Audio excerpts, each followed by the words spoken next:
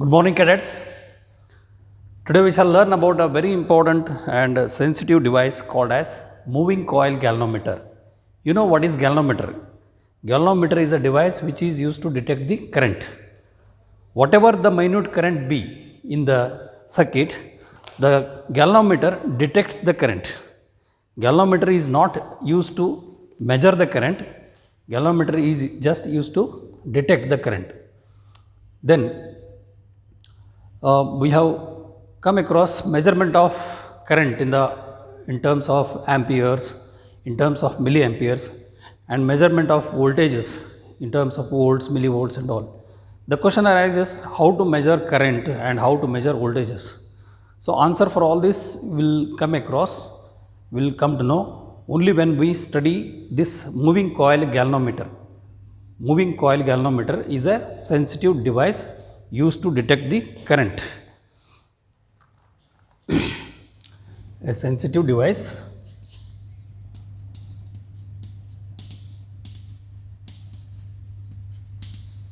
used to detect the current. Remember, the galvanometer does not measure the current, it just detects the current, and also it helps us to find the direction of current in the circuit. Whether the current is moving from right to left or left to right can be understood with the help of deflection of the galvanometer. Then principle of moving coil galvanometer. Moving coil galvanometer. You have understood the meaning of galvanometer. It is a device to detect the current. Then the term moving coil. So the galvanometer consists of a coil which is capable of getting deflected. Whenever the current passes through the galvanometer, the coil in the galvanometer gets deflected. Based on the amount of deflection, we will be able to assume the strength of the current, right? And based on the deflection of the current, whether the deflection is towards left or towards right, we will be able to identify the direction of flow of charges, that is direction of current. So the galvanometer consists of moving coil. So first, what is the principle? Principle of moving coil galvanometer. We have already studied the principle that a coil, a rectangular current carrying coil placed in a magnetic field experiences a torque. A rectangular current carrying coil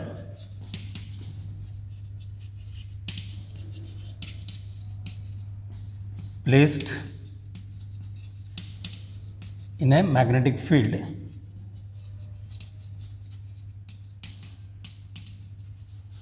experiences a torque.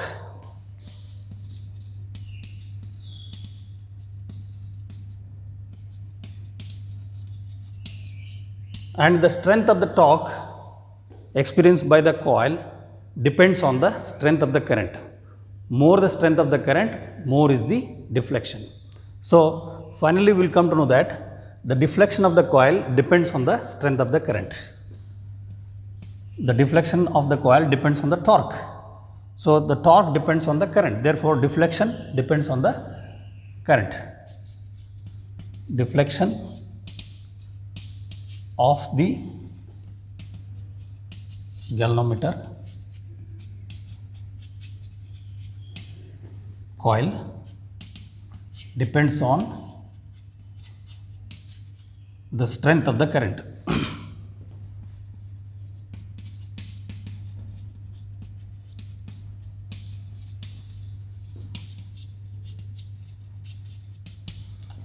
More the strength of the current, more is the deflection.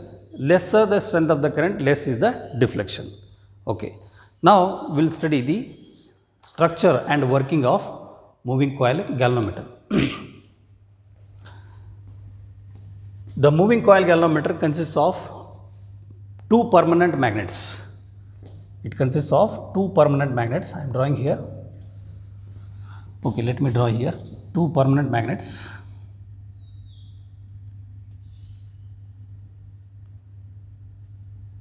and they have concave pole pieces. They have concave pole pieces.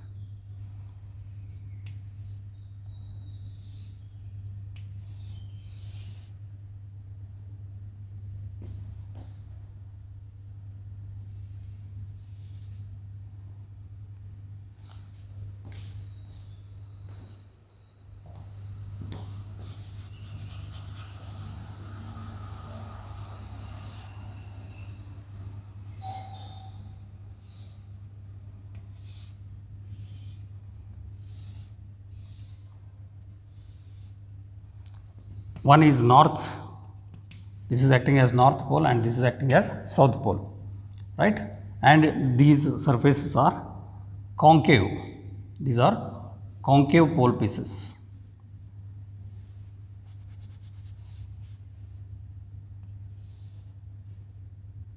And here you will find a soft iron core, cylindrical soft iron core.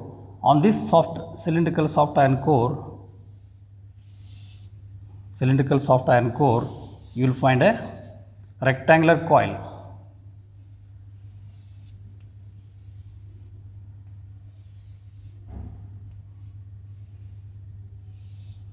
Rectangular coil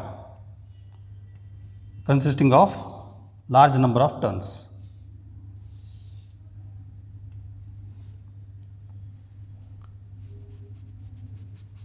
We'll draw it so that clearly you will be able to understand.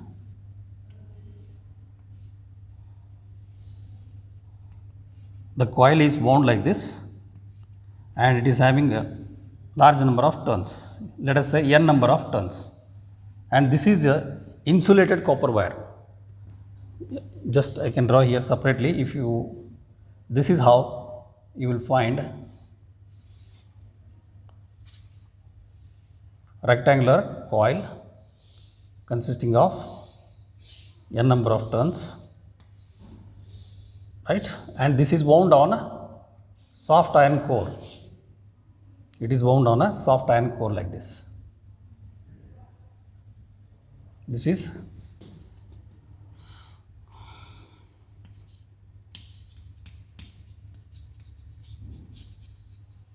rectangular coil of insulated copper wire. It is having n number of turns, large number of turns, having insulated copper wire, and the top of this is connected to a spring, and the spring is connected to a screw. The spring is connected to a support. Spring is connected to a support, and at the bottom the two free ends are connected to two connecting leads. The two free ends, one is taken like this and it will be wound. The other free end goes to this point. So these are the two connecting terminals. So what happens when we pass the current? When we pass the current, look at this. The current flows like this, and the current flows n number of times through the n turns, and when it is in the strong magnetic field, the rectangular coil experiences a torque due to equal and opposite forces. And due to the torque experienced, we know the torque experienced by the coil is given by tau equal to NIAB sin theta. So I will write here torque experienced by the coil, insulated copper wire placed in a strong magnetic field. These are the strong pole pieces of a strong magnetic pole pieces, and these are concave pole pieces to provide radial magnetic field. We will understand the meaning of radial magnetic field.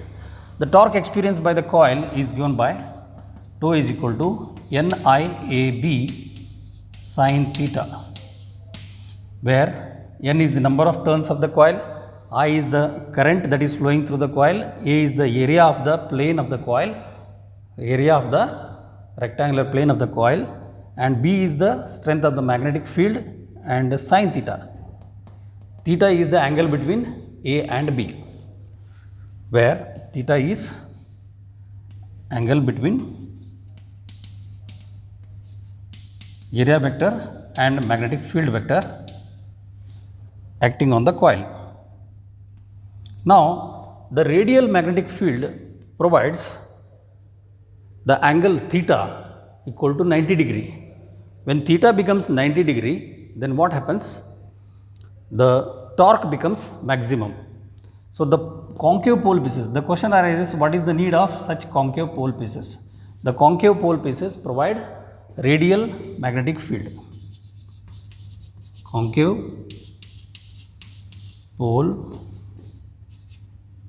poles provide radial magnetic field.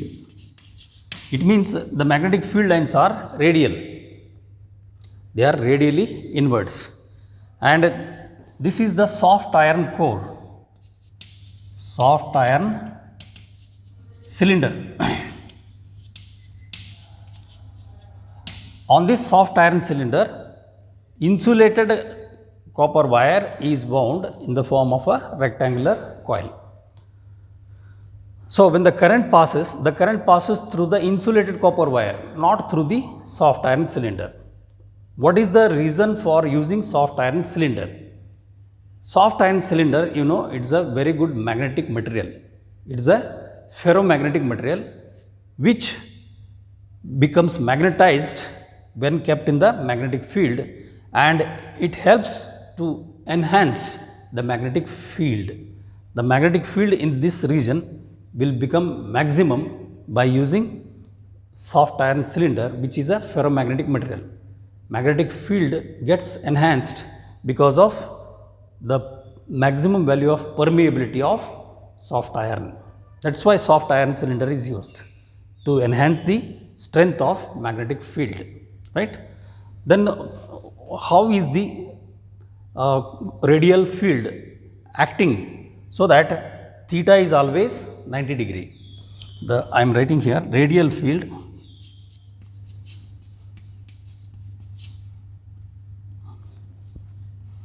is such that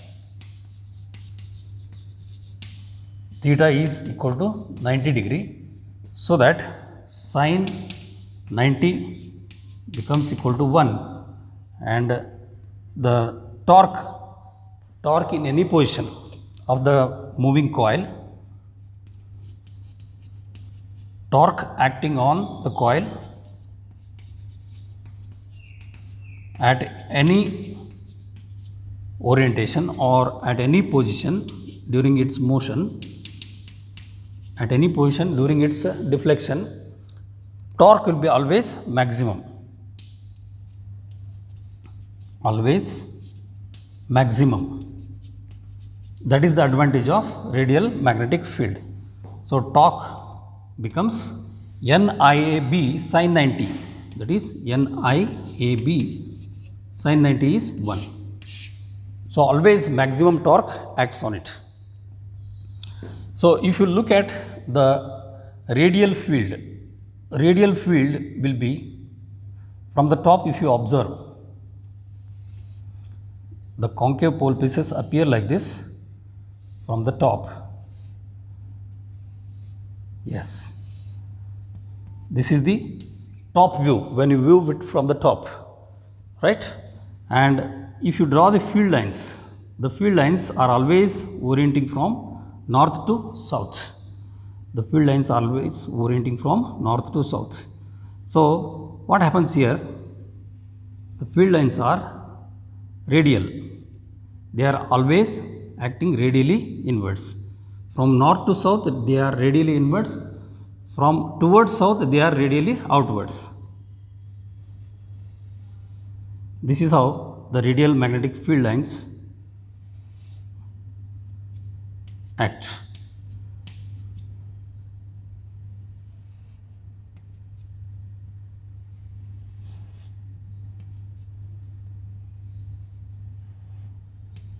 Yes. So when you place this soft iron cylinder, all the magnetic field lines are concentrating into the soft iron cylinder, and the magnetic flux inside the cylinder increases.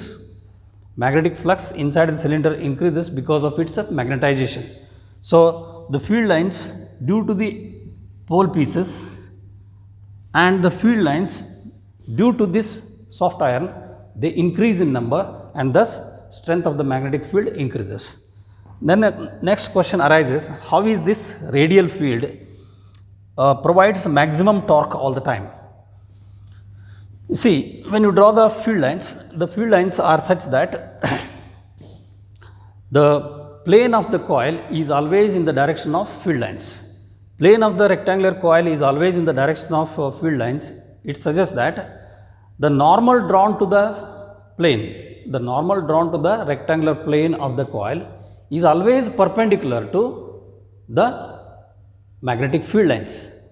The normal drawn to the rectangular plane is always perpendicular to the plane, definitely, and since field lines are in the plane, are acting in the plane, therefore the area vector of the rectangular plane is always perpendicular to magnetic field, therefore angle theta becomes 90 degree. Thus radial field line provides the angle theta equal to 90 degree between A and B. How is it? Let us see with the diagram. Yes, I have drawn the view of the moving coil galvanometer when it is viewed from the top. You see, this is the soft iron cylinder, only the upper part of the cylinder will be seen, and these are the turns of the rectangular coil, n number of turns. Okay, and the upper side of this coil is connected to a spring, a sensitive spring, and the other end of the spring is connected to a rigid support, right? And this is how one can observe the radial field lines. They are radially inwards. From north they are radially inwards, and towards south they are radially outwards. See here, these radial field lines will be always in the plane of the coil. When they are always in the plane of the coil, the normal drawn to the plane of the coil is always perpendicular to the magnetic field. So the normal which is always perpendicular to the magnetic field makes a normal drawn to the plane which is always perpendicular to the magnetic field makes an angle 90 degree. Therefore sin 90 becomes 1. This is the advantage of radial magnetic field. Now when you pass the current, suddenly the coil experiences a torque and accordingly it gets deflected. So in order to stop the deflection, a spring is attached. The spring provides the restoring torque. The spring provides the counter torque, so that there will be no more further movement of the coil. If the spring is not present, the coil permanently tries to rotate. The coil tends to rotate completely, which will not allow us to observe any reading. So a coil is attached with a spring, so that when the coil turns, the spring gets twisted. Because of twisting of the spring provides counter torque, restoring torque, and thus the coil stops after certain deflection, and that will help us to read the deflection on the scale. This is the pointer attached to the coil with the help of this soft iron cylinder.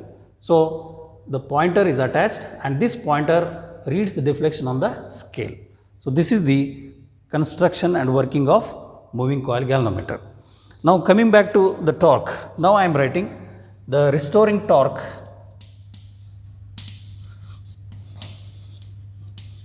by the spring. The restoring torque by the spring depends on the deflection. This is given by torque 2 is equal to K phi, where K is the spring constant, where K is the restoring constant, or K is torsional constant. It is also called as torsional constant of the spring. So K is defined as torque exerted per unit deflection. K is defined as torque exerted, that is restoring torque exerted per unit deflection. Now when this torque, restoring torque, balances the torque on the current carrying coil, then we have to equate NIAB equal to K phi. In equilibrium,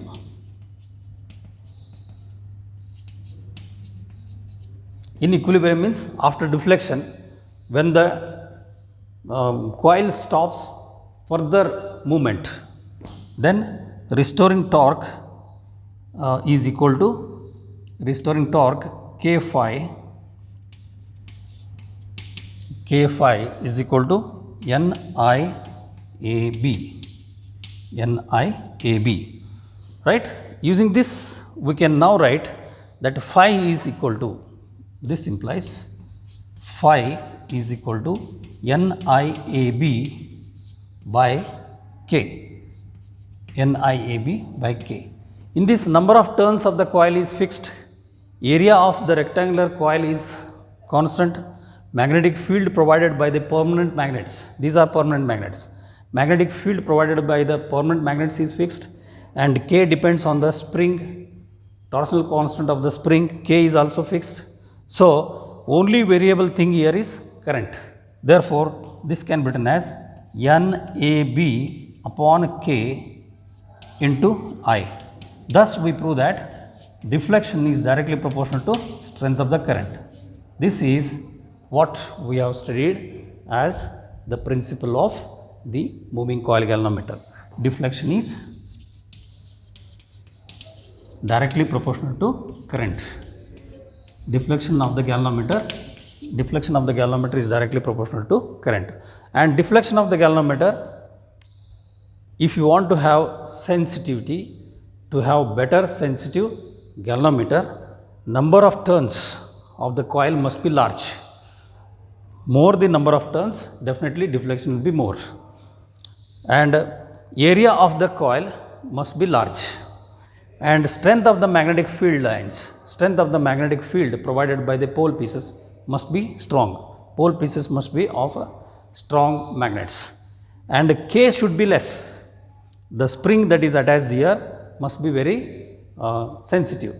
The lesser the torsional constant, more is the deflection. That is how sensitivity of the galvanometer is understood. So based on this, we are going to study the current sensitivity and voltage sensitivity. So current sensitivity I will define here. Current sensitivity of galvanometer is defined as deflection per unit current. Deflection per unit current is equal to NIAB. You see here, deflection per unit current is equal to NAB upon K. NAB upon K. So this current sensitivity of the galvanometer depends on number of turns of the coil, area of the rectangular coil, strength of the magnetic field, and inversely proportional to the torsional constant of the spring. So that's how current sensitivity of the galvanometer depends. Okay. In the next video, we will learn about how one can convert the moving coil galvanometer into an ammeter. Ammeter is a device to measure the current, and how one can convert this moving coil galvanometer into a voltmeter. Okay. Voltmeter is a device which is used to measure voltages. That we will study in the next session. Thank you. Have a nice day. Bye.